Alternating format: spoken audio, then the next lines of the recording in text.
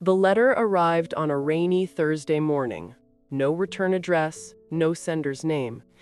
Just my name written in shaky handwriting I hadn't seen in over 20 years. When I opened it, a single line made my stomach drop. Clara, if you're reading this, they finally know that you know.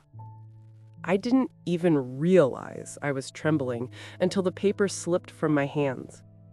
But before I take you there, before I tell you what my childhood babysitter warned me about, make sure to like, subscribe, and hit the bell icon, because what you're about to hear isn't just a story about secrets. It's about betrayal, fear, and the revenge that finally ended it all. My name is Clara Hayes, and when I was 6, my parents hired a babysitter named Margaret Wells. She was kind, calm, and the only adult who ever truly listened to me. My parents were both busy with their family business, a large estate and antique dealing company that had been in our family for generations. Margaret was my safe place. She'd read me bedtime stories, braid my hair, and tell me, "Always look for the things people hide in plain sight, Clara. That's where the truth lives." But one day, she disappeared. No goodbye, no note. My parents told me she'd moved away suddenly. I was too young to question it then, but I never forgot her. Fast forward 20 years. I'm 31 now, working as an archivist, which ironically means I spend my days sorting through old family records and letters for a living. That morning, when I got the letter from Margaret, something inside me stirred, like an old memory waking up after years of silence. Her handwriting was the same. The scent of lavender on the paper, the same perfume she always wore. I sat down, unfolded the second page, and started reading. Clara, if you're reading this, I tried to protect you, but your family found out what I knew. They made sure I'd never come back. If you're still in that house, you need to leave. There's something hidden behind the wall of your father's study. Whatever you do, don't tell him you know. My blood ran cold. My father's study, the one room in the entire house we weren't allowed to enter as kids. He used to say it was just for business. But every time I walked past it, I felt something heavy in the air, like the walls themselves were keeping secrets. I read the letter 3 more times before deciding to act. That night, when my parents were asleep, I took the spare key from the hallway cabinet and unlocked my father's study. The smell of old wood and dust filled the air. Everything was neat. Too neat. Files lined up perfectly, no sign of anything unusual. But then I noticed it, a faint outline on the wallpaper behind the bookshelf. The edges didn't match the pattern exactly. I pushed the shelf aside and found a narrow wooden panel, slightly loose. My heart pounded as I pulled it open. Inside the wall was a locked metal box, and taped to it was another letter, this one also from Margaret. If you found this, it means I failed to stop them. The truth about your uncle is inside. Don't trust anyone until you've seen it with your own eyes. My Uncle Henry, my father's younger brother. He'd died when I was 10. I'd been told it was a tragic accident. Hands shaking, I used one of my old archive tools to pry open the box. Inside were dozens of documents, photographs, newspaper clippings, and one torn page from a police report. The first thing I saw was a black and white photo of my uncle standing next to a man I didn't recognize, a man with my father's company logo on his jacket.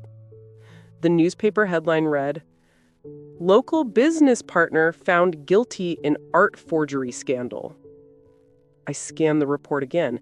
The man next to my uncle had taken the fall for a crime he didn't commit, and according to the notes scribbled in the margins, my father had framed him. The second photo showed my uncle's car, half submerged in water, with one horrifying detail circled in red. The brake line had been cut. My throat went dry. That wasn't an accident. I backed away, my mind spinning. My father had covered up his own brother's death, and Margaret must have found out. That's why she vanished. I wanted to confront him immediately, but Margaret's warning echoed in my mind. Don't tell him you know. So instead, I made a plan. Over the next week, I pretended everything was normal, smiled at breakfast, laughed at my mother's stories, but quietly, I started digging through the company's archives, old transactions, shipments, anything connected to that time. And that's when I found it. A string of payments sent from the company account to an unknown caretaker. The dates matched the year Margaret disappeared. They'd paid her to keep quiet, but something must have gone wrong because now, 20 years later, she'd risked everything to send me that letter. The night before I decided to go to the police, something strange happened. I came home to find my father sitting in the dark waiting. He smiled calmly. "Clara, we need to talk." "About what?" He leaned forward, his eyes cold. "About Margaret Wells. You've been asking questions, haven't you?" My heart nearly stopped. "How do you—" He cut me off. "She contacted you, didn't she? I told her years ago to stay away from this family. She's dangerous." "Dangerous? Margaret? The woman who raised me like my own?" I forced a nervous smile. "I don't know what you're talking about." He sighed, stood up, and walked towards the study door. "Good. Then stay out of things you don't understand. Sometimes silence keeps us safe." That's when I knew. He was lying, and he was scared. The next morning, I left the house and drove straight to the authorities with everything: the letters, the photos, the payments. The investigation took weeks, but when it finally came out, it was all over the news.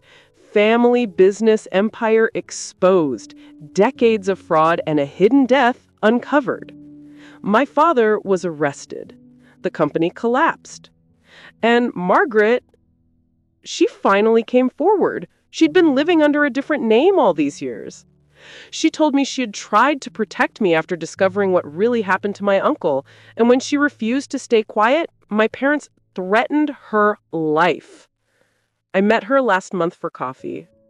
Her hair was gray now, her hands fragile, but her smile was the same. She looked at me and said softly, "You were never supposed to grow up in that shadow, Clara. I just wish I could have told you sooner." I reached across the table, held her hand, and whispered, "You did. In time." Because if it weren't for that letter, I would have spent my whole life believing the wrong people. Now I know the truth, and so does the world.